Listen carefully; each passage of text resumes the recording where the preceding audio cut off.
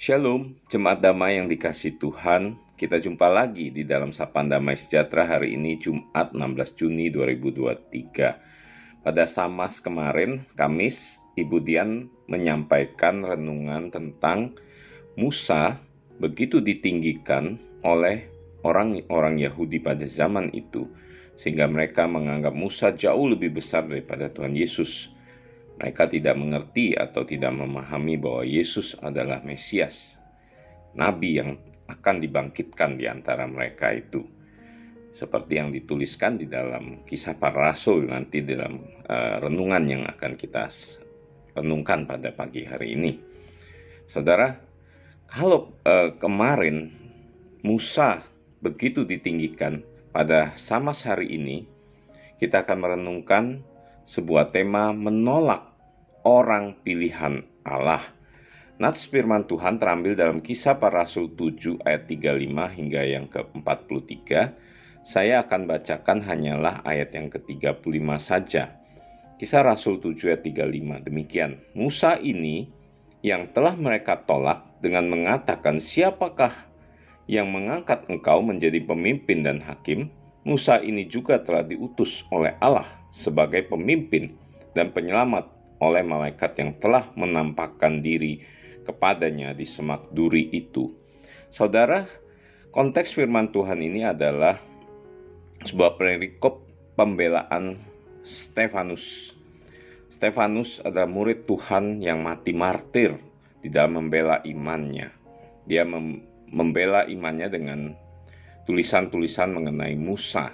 Musa yang mereka tinggikan itu sesungguhnya juga pernah mengalami penolakan oleh orang-orang Israel. Seperti firman Tuhan yang baru kita baca barusan. Jadi sebuah hal yang sangat bertentangan bukan ketika kita mendengarkan Samas yang lalu dengan firman Tuhan pada hari ini. Namun itulah sebuah realita bahwa seorang Musa yang dipakai Allah, yang dipilih Allah untuk boleh memimpin Israel menjadi Mesias, membawa mereka, membebaskan mereka dari tanah perbudakan untuk menuju ke tanah perjanjian, itu pernah mengalami penolakan, dan mereka menolak dengan sebuah penghinaan, sebuah perkataan yang begitu keras. "Siapa yang mengangkat engkau menjadi pemimpin dan hakim?" Musa yang sesungguhnya adalah orang pilihan Allah yang diutus Allah untuk menjadi pemimpin dan penyelamat yang dinyatakan melalui penampakan di semak duri itu ditolak. Saudara, ini sebuah fakta, sebuah realita bagaimana orang-orang terdekat Musa, orang Yahudi, orang Israel menolak orang pilihan Allah tersebut. Nah, kita dapat melihat lebih lanjut sebuah, ya kalau dikatakan deja vu gitu ya, peristiwa yang berulang ketika Yesus yang adalah nabi yang dijanjikan, yang dikatakan oleh Musa di dalam ayat 37 ya. "Seorang nabi seperti aku ini akan dibangkitkan Allah bagimu dari antara saudara-saudaramu." Musa menubuatkan tentang Yesus yang akan datang sebagai Mesias yang akan dibangkitkan untuk boleh menolong, menyelamatkan umat Israel. Tetapi mereka kembali menolak Yesus yang adalah Mesias yang dijanjikan itu. Saudara, ketika kita merenungkan dua peristiwa ini, ada dua pihak yang ditolak dan pihak yang menolak. Orang-orang pilihan Allah adalah pihak yang tertolak, direndahkan, dihina, tidak diterima. Orang-orang dekatnya lah adalah orang-orang yang menolak orang-orang pilihan ini. Peristiwa ini berulang dan kembali berulang ketika Stefanus dalam konteks ini dia sedang membela imannya, membela Yesus yang adalah Mesias itu dengan mengambil nats tentang Musa yang juga pernah mereka tolak. Seorang pilihan Allah, Stefanus, murid pertama yang akhirnya dihukum mati. ditindas, dibunuh oleh karena imannya kepada Yesus Kristus. Itulah sebuah fakta realitas sejarah, dan kita dapat melihat, saudara, bagaimana para murid-murid yang lain pun ditolak, dihina, dilawan oleh orang-orang Yahudi sendiri. Mereka tidak dapat menerima pengajaran pembelaan iman mereka oleh karena kebebalan hati umat Israel pada saat itu. Seperti yang dikatakan kembali oleh Stefanus di dalam ayat 51, ya, saya akan bacakan. Hai orang-orang yang keras kepala dan yang tidak bersunat hati dan telinga, kamu selalu menentang Roh Kudus, sama seperti nenek moyangmu, demikian juga kamu. Saudara, ketika kita dipanggil Allah, dipilih Allah untuk menjadi alat, menjadi orang-orang pilihan Allah untuk memberitakan suara kebenaran di tengah dunia ini. Sebagai orang yang dipilih, inilah sebuah realita bahwa kita akan mengalami penolakan, baik ke orang-orang yang baru Tuhan perjumpakan kepada kita, ataupun kalau dalam konteks yang kita baca, ternyata melalui orang-orang dekat di sekitar kita pun seringkali kita mengalami penolakan tersebut.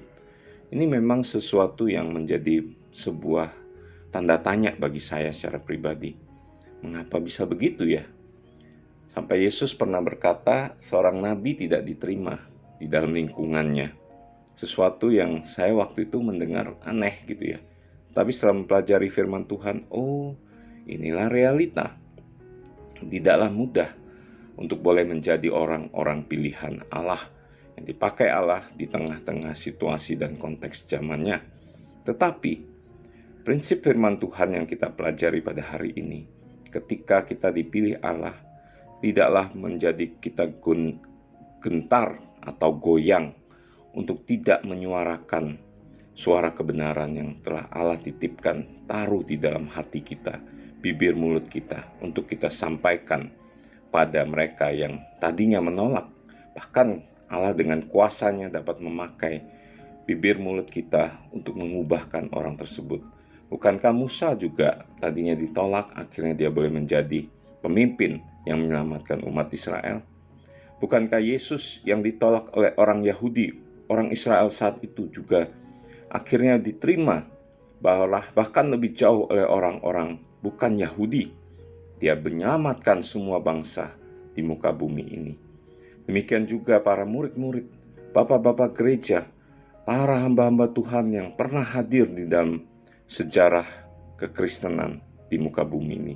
Mereka ditolak, tetapi sesungguhnya Tuhan memakai mereka menjadi alat di tangannya. Maukah saudara, sebagai orang-orang pilihan, engkau tetap berdiri kokoh, berdiri teguh, apapun situasi Anda saat ini? Percayalah bahwa engkau orang pilihan.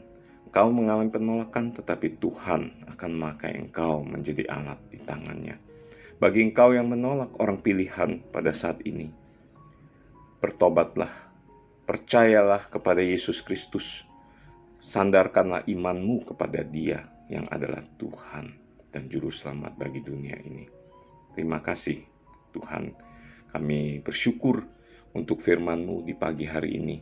Kami adalah orang-orang yang Tuhan pilih menjadi alat di tangan Tuhan. Biarlah kami berdiri teguh kokoh untuk boleh menjadi pemberita-pemberita kebenaran, suara kebenaran, kabar baik itu bagi dunia ini. Kuatkan dan teguhkan kami. Kami berdoa bagi mereka yang mendengarkan firman-Mu, kiranya firman-Mu berbicara, mengubahkan mereka untuk boleh menjadi orang-orang yang dipakai Tuhan juga, lebih heran dan lebih ajaib. Dalam nama Tuhan Yesus kami berdoa. Amin.